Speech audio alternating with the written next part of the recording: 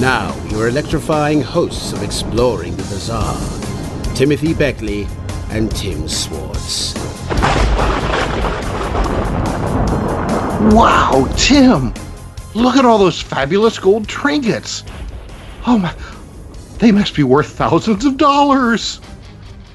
Oh, Tim, they're not trinkets, and they're worth millions and millions, not mere thousands of dollars. Oh. Some of them are impressive statues that look a lot like ancient astronauts. It's obvious that the cave we're in was once their headquarters while on Earth. Well, look, there's even strange writings all over the cave walls that they're impossible to read. I would guess that these descriptions describe where the aliens are from and why they came to Earth. That would be my main guess. It's almost like they could be real and could come to life at any moment. Well, okay, Tim, I think I see one of them moving now. So let's put the gold statues down and head back to the KCR studios in Las Vegas before those pesky ETs decide to take us hostage. They could easily crush us with their weight. I still want to take back one of those little statues. It would make us millionaires, almost as much as we make money from our shows. No. Well, okay, well, don't take too many, and let's go. Oh, stuff one in your pocket and be quiet. No. Oh, boy. They're pretty heavy, aren't they? Yeah, they are. Don't you? Oh, boy, look at that. You think that's real gold? Brass, I think. You don't believe in anything. We'll have to melt it down and find out. Well, Yeah. I'm happier than usual to be on because I spent my birthday in the hospital. Now, isn't that a kicker? Instead of going out and partying, I was hooked up to all kinds of highly technical monitors and so forth. I had a terrible breathing problem, and they almost couldn't find me here because of the massive amount of construction going on in my neighborhood, and all the building numbers are covered up by scaffolding and stuff like that. But as you can tell, I'm breathing. I'm back to my what they call baseline. Do you know what that means? No, what's that mean? Well, your baseline is how shitty you normally feel, but not beyond that. Ah, okay. Yeah. So I'm back to my baseline, just feeling pretty cruddy, but not as bad as when I was at NYU. But they do have a wonderful staff there, except for their housekeeping. They really, the little room I was in looked almost like an annex to my apartment. Anyway, enough of this idle chatter. I'm back on my feet, at least for now. And in fact, I'm spending the weekend with Maria, our psychic, and Penny and her daughters. We're going up to the Woodstock area and Socrates, looking for Bob Dylan. I hear he's in the neighborhood. Oh, wow. And also looking for the Devil's Den spook lights. All right. Which we've just heard about. So maybe we'll have a report next week. Geez, if anything happens, I guess we could even do a live Facebook feed, right? Where all our people could watch us being chased by the spook lights. There you go. Well, happy belated birthday, by the way, Tim. Well, thank you. But on with the show, and we have at least I do, an old friend of mine on who I've known for quite a number of years. We have a mutual buddy, Antonio Huneos, and who I haven't heard from in a while, but maybe Alex has. And, of course, Antonio is one of the chief investigators for the Hispanic community, South America. He knows just about everybody in every military from Chile to Peru. And anyway, Tim, let us continue with the program and introduce our fabulous guest for the evening. It'll be my pleasure, Tim. Well, tonight, first-time guest on Exploring the Bizarre. Really happy to have him with us tonight, and like to welcome Alex Chionetti. Now, Alex is a journalist, researcher, explorer, and filmmaker, and has had a lifelong experience in unidentified flying objects, which has inspired him to research UFO cases around the world, both past and present. Now, Alex was an original developer of the show Ancient Aliens, the pilot, and the first two seasons, in which his original ideas, based on his research, helped to create episodes such as Mysterious Worlds, where he brought for the first time to American audiences subjects such as the Zone of Silence in Mexico, the Muro Door in Peru, and the mystery of the Cave of the Oil Birds in the Metal Library. Now, Chionetti was also an associate producer for 4 episodes of Destination Truth in 2009, and his documentaries have been broadcast on Fox, NBC, A&E, History Channel, and other international networks. Now, during the last decade, he discovered two pre-Incan cities in the Central Sierra of Peru, never previously recognized before by official archaeology. He found, exploring the Chilean high desert, he found figures and lines related to the Nazca lines. Now, Chionetti is also the author of the book, The Mystery of the Taos Cave, and we want to welcome him finally to Exploring the Bizarre. Alex, glad to have you with us. Yeah, my pleasure. Yeah, nice to meet you. Yes. You know, Alex. Have you heard from Antonio? No, lately, but he's alive. He's okay. Yeah, I only called. Yeah, he has been calling. He feels better now. He was kind of disappeared from the war for several years. Yeah, indeed. Yeah, we were concerned, but yeah, he's still around, kicking around in Phoenix, Arizona. Yeah. And Arizona, yeah, pretty hot out there these days. This time of year, to say the least. It's always hot. Yeah. Hey, okay, Alex. Well, let's start at the beginning. I mean, okay, so you're a broadcaster and a journalist and an explorer, and we know that. But how did you get? How did you get involved in what I would consider to be kind of the fringe aspect of all of this? UFOs and ancient astronauts, the Hollow Earth, Atlantis, aliens, and it was a long process, but I was a curious kid, and I was in a Catholic school, and I didn't believe anything of the priest they were teaching me, and I used to escape in the class instead to listen to the classes. When I was a teenager, I went to the library of the Salesian Fathers. And where were you living at that point? Well, yes, I'm born in Argentina, Buenos Aires. Yeah, and but I immigrated many years ago to the States. But I have been keeping my original kind of imprimatur of being a researcher. No, and it's in the beginning, I want to be a natural scientist, but I like nature. I like all the biology and the planet Earth, and I was into study the evolution of the species and mankind. And that curiosity brought me to the UFO phenomenon. In the 70s was this kind of, after the Apollo missions, we were all the kids looking the space, and I was a kind of intermediary generation of these kind of crazy researchers all over the world who start to kind of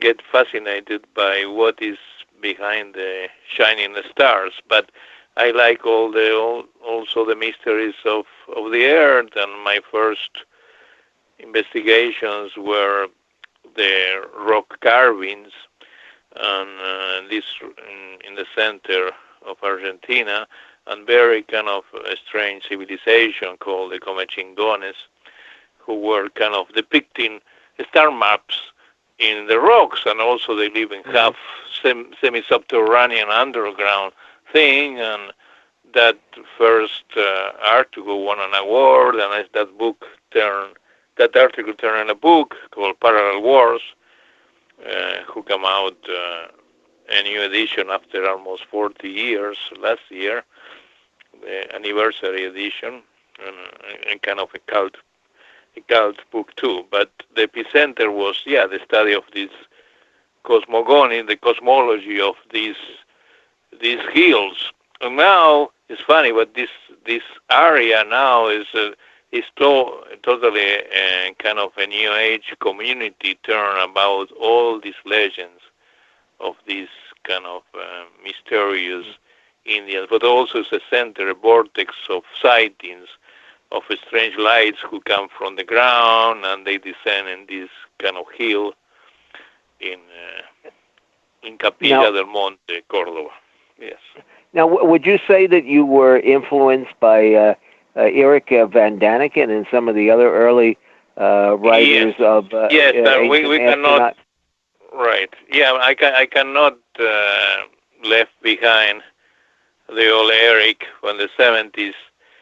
His book Chariot of the Gods, as we know, how with a different name, Recuerdos del Futuro, so Remembrance from the Future was the name in the Spanish language in that time, really made me kind of also help me to doubt what I was doubting about my religious education, no? And always the reinterpretation of the Bible and Marian phenomena, apparitions, and all that thing was kind of a shaking, awakening this dogmatic uprising. And von Daniken helped me, of course, to open the eyes in that time. Yeah, it's a kind of no doubt, and including all of the gods, no matter he makes some kind of very fatal mistakes. that is story. Now, and I went the Taos or is it Tajos caves? Yeah, the caves of Tajos. Okay, that you've investigated, are they one and the same that Erich von Daniken claims to have? Yes, of course. Yes. I kind of I read the book simultaneous to be part of encounter and starting the friendship with the main characters who were related to the story of von Daniken. No, I am one of the last kind of historical survivors, protagonists of the original story. And, why don't you tell? When I read the book, we were fascinated with the book. The book was a bestseller also in the Spanish language, but and that came out in 1974. Right, it was an important year. Well, why don't you tell us a little bit about the legend and the story that goes with it? Because I'm sure that this is a whole new generation. Some people were not around in 1974 when the Gold of the Gods came out. Why don't you briefly go over the... it's the beginning of the story, yes, and it's a trigger effect, it's a domino effect on the consequences from 1974 to now. I am the first who brought the subject of the Tajos to the United States since I immigrate. My idea since I come to this country was let the American public to know this wonderful thing, and that was already, I was a researcher, but didn't happen in my expedition. That the cave of Tajos, the cave of Tajos, have the origin of the name through these very exotic birds who are also called oil birds, who are a kind of bat birds, but they could see in the dark, and they use the echo sonar, and they are sacred birds for the Jibaros. We are in a Jibaro area, now called SWARTZ. The Jibaros were this group, Amazonian groups who lives between Ecuador and Peru, and they used to shrink the heads of the visitors and the that's nice. That's nice to do. Yeah, that's friendly. Yeah, but not anymore. But it still is it's one of the most. It's very dangerous, unknown, uncharted land too. And that was also my fascination for the forests of South America had been part of my life too.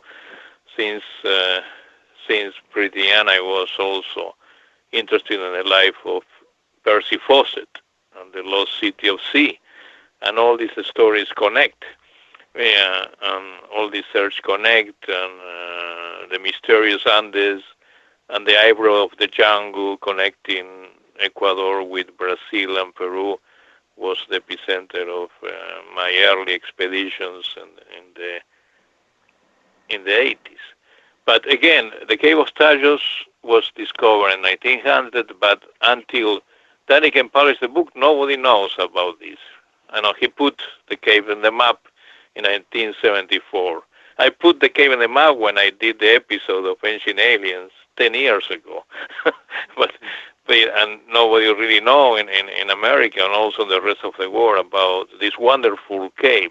And there are two things connected with the caves. Two is it's an underground kind of a structure when you found some geological anomalies who led us to think was a very advanced megalithic construction kind of thousand years ago, before the Incas, pre-Inca civilization who reigned all that area, and they really they were very advanced in the building and moving rocks. And when I saw these first pictures of the rocks coming from the expedition of 69 and 76, I said, this I have to go. We have to prove was an underground civilization. The second story was a legend of a golden library, a metal library, a lost remnants of a civilization before the flood who left this kind of bibliothèque, this kind of library in the bottom, in the center of the earth. We know this. There were many legends of lost libraries in the Mediterranean, in Asia, including in America, but many in South America too, in the Andes. And we know kind of the Andes is one of the ancient cultures, the Aymara Indians and the pre-Incas, who were kind of reigning in this years, maybe now, in the same time, the Mayans and the same time of the Egyptians, no? Yes. Okay, well, Alex, during one of the expeditions here, didn't one of the astronauts, was it Edgar Mitchell, that went on the... No. Mitchell, unfortunately, I never have the chance to bring the subject to Mitchell, but it was Neil Armstrong. Also, the presence of Neil Armstrong had been one of the pivotal axis of the interest of the American public. That was always my hook when I introduced the story to the U.S. kind of audiences. Neil Armstrong was brought by Stanley Hall. Stanley Hall was in that time he was a young Scottish, and a Scot engineer who his fascination was when he read The Call of the Gods. And he said, I have, few years after the publishing, they said, I have to design an expedition to go there, but the world doesn't know anything about that. Only the Latin world know, but the caves were kind of rediscovered by a Hungarian-Argentinian explorer. His name was Janos Morix. And Janos Morix is a fascinating kind of character. In my book, Mystery of Tajos Caves, I dig in his life. I reconstruct all his life before his immigration. He was in the Second World War. He was connected with Hermetic societies. He was connected with the Nazis, and was very interesting character. On Morix, when he arrived, he met another person who was interested in this kind of subject, but his focus was, I want to discover the underground worlds. He came with the idea, he came with the concept that under the Andes was an advanced civilization who were running around long tunnels from Tierra del Fuego to Alaska. And he said, I walk hundreds, thousands of miles. I come in one entrance and I exit in another one. And it's funny, but the former president of Peru, Fujimori, he said the same. I entered now, through the border. Do you believe that? I believe in the stories of Morix. Yes, he was very advanced. that he actually. I believe. He actually walked? There are tunnels. Yes, there are advanced tunnels. Yes, there are. When you saw the structures on, when you see the Tajos kind of geology, you cannot explain that as a natural formation. When you see two cornerstones holding a big kind of block similar to the Baalbek blocks, who weighs 500 tons, you cannot really. When you see all these kind of very polishing ducts, you feel you are kind of in a nuclear atomic shelter. And it's when you find some kind of precision cutting on rocks with stairs and pyramidal forms, and you said this is kind of a construction, it's a technology underground. Well, now what did you actually see? Well, I found the exactly position of that picture of the cornerstone, who proves in many degrees was an architecture, was a kind of a construction design. You will not have kind of an entrance. It's used to be called the von Daniken Gate. Now it's called the Morris Gate, and it's one of the first attractions in the cave of Tajos. But the caves there are hundreds of caves. But in 1969, this Hungarian make an expedition with the Ecuadorian government and the military, and it was the first time with this kind of team and crew of explorers descend to the cave. That was the same, and it's a funny thing. They descend the same time the men Armstrong and Collins and Aldrin were descending on the moon in August of '69. The same time. And the funny thing, Morix said as a prophecy, as an omen, and I have this recorded in video to one of the guides. He said, the people who are now, well, they were in the cave, and the shining of the full moon was coming entrance through the main kind of hall. And the caves of Tajos of the Cuangos River is the only one who you have to descend through this shaft. It's only one entrance. Let me interrupt you here because we have to go to our bottom of the hour break. When we come back, more Exploring the Bizarre, so stay tuned.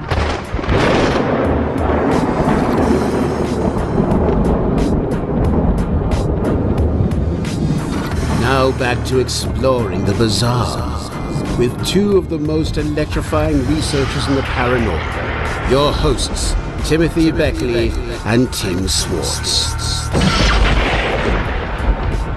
Welcome back to Exploring the Bizarre. I'm Tim Swartz. Tonight our guest is Alex Chionetti. And Alex, I want to bring up into our conversation, you mentioned the metal library, but why don't we talk a little bit about the Italian priest who was involved with, I guess, collecting the metal library? Yes, well, the Father Crespi is part of the second kind of a big axis of the story and the attraction, not only Neil Armstrong. Let me finish with Neil Armstrong. I said, well, Morix said, the people who are walking on the moon, they are going to be in this cave in the future, he said. And 7 years later, Stanley Hall, but he was very Scottish, and Armstrong come from Scottish blood. He choose him as the godfather of the expedition. Was not any relation with the Mormon, no relation with the Masons, Armstrong was neither Mormon, neither Mason, but there are so many legends. All the charlatans in the web, they really kind of affect all the image of Armstrong, and that our national hero. And I had been friends with the family of Neil Armstrong for many years and the recent years, and I tried to reconstruct, but Neil went as an attraction to explore the inner world, and he was fascinated. He said, "The Tales of Chaos is so fascinating as the moon. I have so great time here." Well, Hall brought him also, as a publicity stunt, no? But the idea of Stanley Hall was take over, also with the help of the British government, to resolve the mystery, or to take over the remains, the golden kind of tablets. He always denied, but he organized in less than 6 months. He get the attraction of the best scientists. He have the support of all the military forces from Scotland, of the UK, including the Gurkhas, and suddenly, with the green light of the Ecuadorian government, the archaeologists, they did one of the longest and the more bigger kind of expedition in history of caves, was the Tajos Caves, and was not the only the anomalies in the geology and all the lore, but the treasure of the lost mankind. That was the innocent, and we have to see it. This was in 1976, no, and 7 years after the first man was on the moon. And our concept of the universe also was trying to resolve many archaeological riddles, and for many years we didn't discover new kind of clues. The Incas didn't leave any writing. You could see they were so advanced civilizations and didn't leave any kind of, only this hanging piece of wool and nothing else. Neither the Aymaras, and to decode that civilization is more difficult than decode the Mayans and the Egyptians, who really, they already left a lot of decoding through their hieroglyphic or glyphos writings, but the Incas didn't leave anything, and we have this. That was the interesting of these scrolls. And Morix was also connected with my old friend Julio Goyenaguado, who was the sidekick of Morix, or vice versa. He was much younger, but both were researching all these kind of sources and these legends and this lost kind of knowledge, you know. And they, for them, they think many of these answers were below the earth, and in the earth, in the caves, we will find a response. But the civilizations, they always hide many important things in the caves. Remember the Qumran manuscripts. They were in caves, and there are thousands and thousands, and we could reconstruct all the ancient Gnostic and Christianism through the Qumran. The same way, we think, in the Andes still remain some places that the discovery of Juan and Julio were important, but as the governments of the earth didn't really agree, they're trying to get the foundation, they're trying to protect the place of kind of intrusions, but they were feeling they will kind of take over, and was going to be the end of the story for both. That is the reason they never reveal. And also, he went, my friend Julio Goyenaguado, who is in my book in many episodes, many chapters, he was the escort of Armstrong, but Armstrong never asked it, said, you could guide me, but he knows what he... years before, in 1968, him and Morix showed the chamber where were all these hundreds of giant golden scrolls. Mm-hmm. You asked me about Crespi. Mm-hmm. The father Crespi have a museum in Cuenca, Ecuador. He was also from the Salesian order, the same order I was rebellious when I was a teenager, and I didn't accept their doctrine. Mm-hmm.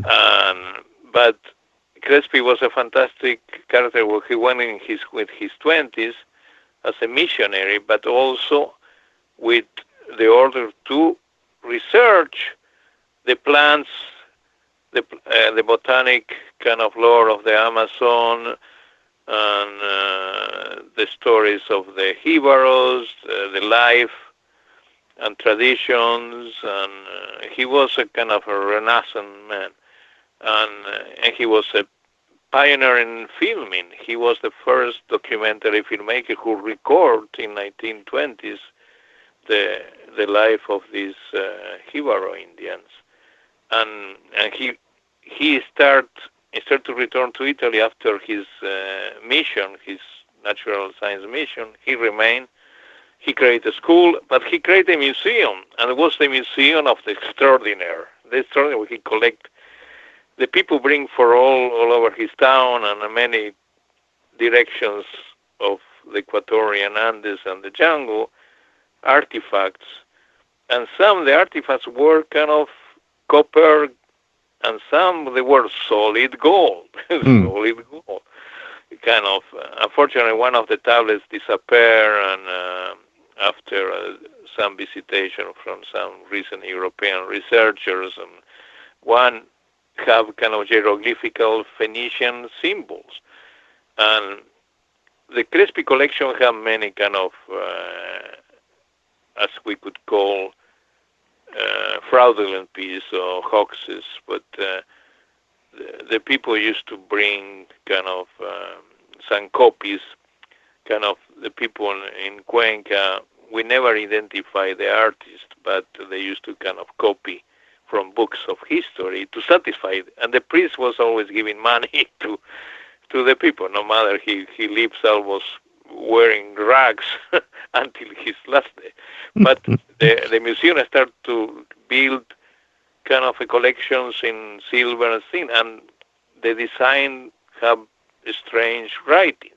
But the official archaeologists reject Crespi, but when you start to travel to Ecuador and research other cultures, the Cañari Indians in the areas of Azuay and Cañar, who there are other cantons, there are other kind of provinces of Ecuador, who really, again, the official university archaeologists, they abandoned for many years. You found burial grounds with kind of we could call funeral stelas or kind of inscriptions. And some of the inscriptions we found kind of, again, Mediterranean alphabetic kind of ABC letters, symbols, the presence of a sculpture of animals as the elephant. The elephant was not well known in the Americas. Yeah, and well, the master. Well, is there any interpretation? Is there any interpretation? No, I mean, is there an actual text? No, unfortunately, nobody couldn't decode, put it together. I have a friend, Manuel Palacios, who was also he has been following my work, and I follow his work too. He's a young kind of researcher who started to try to decode some of the figures, but some of the figures he decoded, they were based in kind of a non-true pieces of the collection, kind of the hoax pieces. But nobody found any kind of message or some descriptive of the possible history of that civilization who left this scroll. We have symbols. Yeah, we have animals. We have a pyramid with jaguars, with serpents, We have a kind of faces, many interpretation of the sun and the moon. We have this kind of, typical, traditional, daily life kind of symbols. But we found kind of skeletons, kind of drawing of animals and carving of animals. But we have metal and we have also stone carvings. Mm-hmm. The stone carvings were in the caves, and also they were in the collection of Crespi. The archaeologists, when the Central Bank of Ecuador and Cuenca bought the collection, they really take advantage, but they were amazing pieces. But some they rejected, and they're still kind of rotten, getting rusty in some of the rooms, mixed with mattresses and old furniture. But they consider they were kind of, again, not old pieces. They were contemporary, kind of artisan, art craft. Mm-hmm. Yeah, kind of a popular type of craft. But, of course, they retained the golden pieces. And some they were kind of golden sheets. They were giant sheets with a lot of ornaments and figures and kind of animals and humans, but nobody couldn't really follow the track to do a history of that mankind. We couldn't find a storyline to reconstruct the comic book of this prehistory or the proto-history. Unfortunately, no. Unfortunately, as the contents of the library was destroyed when first was a fire, was kind of local terrorists in the 60s who burned the school. Crespi lost all his cinematheque. All he had the documentary, unfortunately, was a big crime, and they blamed the Masons, and maybe it's true. Kind of looks like there's some documentation as they were very active in that time of the period in the 60s in Ecuador, in Cuenca. But coming back, we lost so many of the pieces. And Crespi, he was very senile when von Daniken went to visit him. And Daniken used all the photos of the Crespi collection to lie and said he was in the caves. That was I was the first who interviewed him in 1993 in the Ancient Convention, and he was very, very open and nice, but he said, I have to embellish the story, but the story as was there, I couldn't sell it. He said to me. He was very kind of candid and straight shooter. But he mixed, and that confusion still remains. And the people are kind of saying, no, the real treasure of the Tajos is the one Crespi have. No, it's totally two different lines of stories. Well, and some of the sheets from Crespi's collection were huge, like room size huge, like they had been part of maybe like wall decorations that had been pried off at some time. Right. Well, not as big as a room, but could be kind of half of a mattress, for example. No. Right. Kind of, yes, and they were there, but I descend to this kind of dungeon with they were not too nice. The Salesians, they were cranky guys, cranky ass, and it cost me a lot of convincing.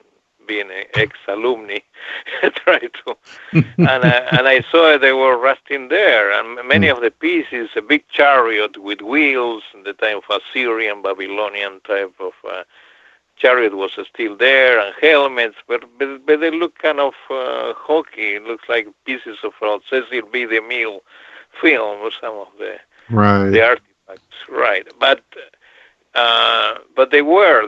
I wish they let me. I tried to convince them. I said, you should create a little museum or let the researchers to have access. No, they don't want to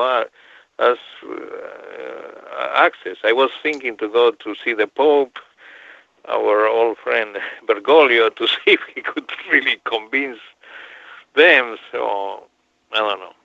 Well, Alex. Okay, what is the bottom line here, though? Are they remnants of some ancient alien civilization? Are they something from the Hollow Earth or Atlantis? What take do you make on this? I mean, what is your own summation? Well, I follow and respect my original explorers friends, but Julio was a good friend, and he was honest, and he never profited with anything, and he had few of the scrolls in a minor scale, and they were kind of subject of a lot of kind of polemics and contradictions and debates. And I saw one of them, and it was a different of the rest, and a different style and thing, and that remained in private hands. But I always kind of, through my friendship with him, I believed in the story. For the evidence, I corroborated the two lines, the lines of an underground civilization who could carve the rocks also several miles below the earth, supporting the story of a metal library. They were, as I said, there were many legends, and the metal is a fine in gold or copper that they could resist the pass of time. We have rock, stones, and metal who really survive the destruction of the elements, as the flood or the deluge. But the final thing is we have so much inconclusive lines with the original story. Well, there were many parallel stories, and there were other kind of characters saying they were witness, and they kind of enter in this kind of deep kind of doors and witness similar type of treasures. That was before the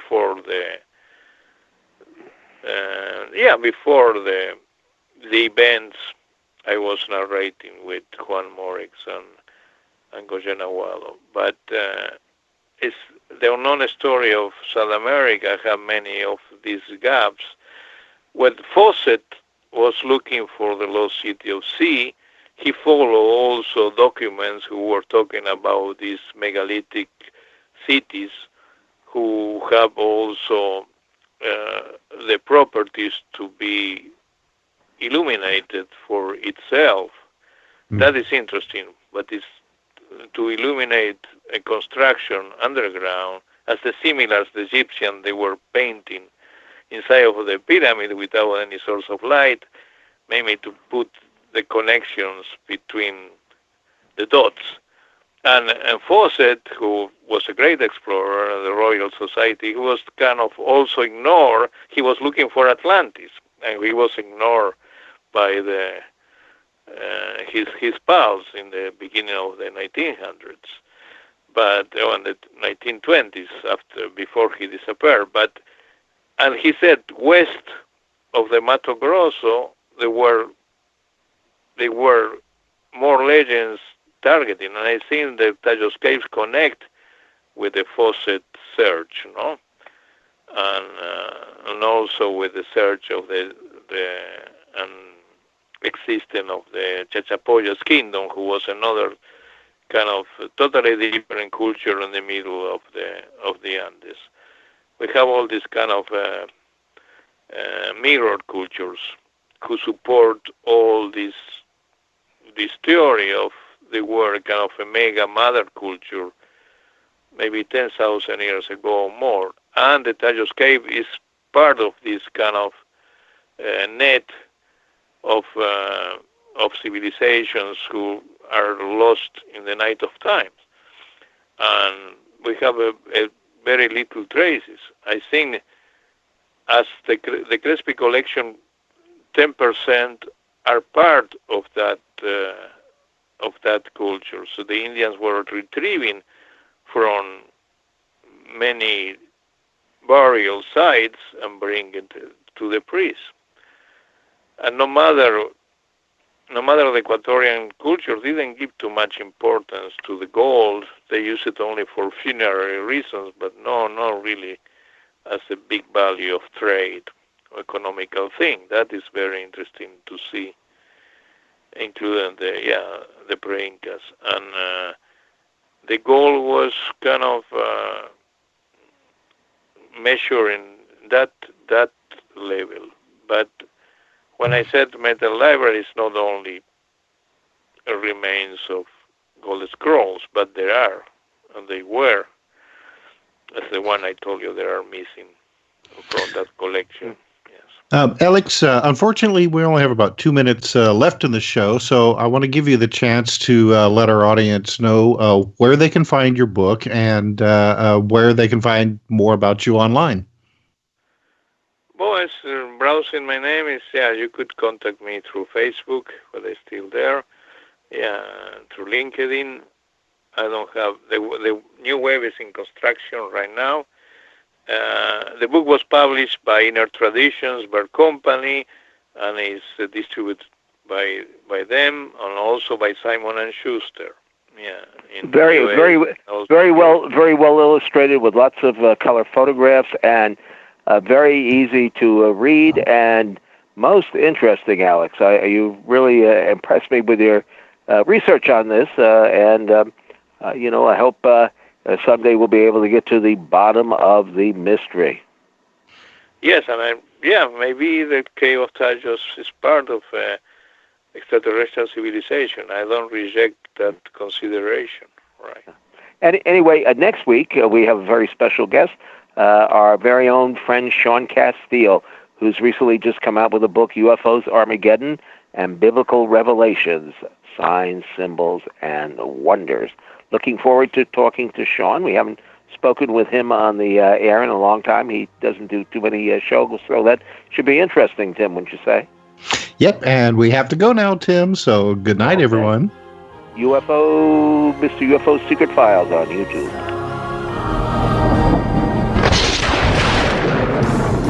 You've been listening to Exploring the Bizarre with hosts Timothy Beckley and Tim Swartz. They're taking back the night by jetting non-stop across the cosmos in search of the truly bizarre and totally unexplained, with you as their co-pilot. Thursday nights at 7 p.m. Pacific, 10 p.m. Eastern, on the KCOR Digital Radio Network. For more information on Exploring the Bizarre and hosts Timothy Beckley and Tim Swartz, check out their KCOR Digital Radio Network page. Follow their YouTube channel at MRUFO 1100. Exploring the Bizarre.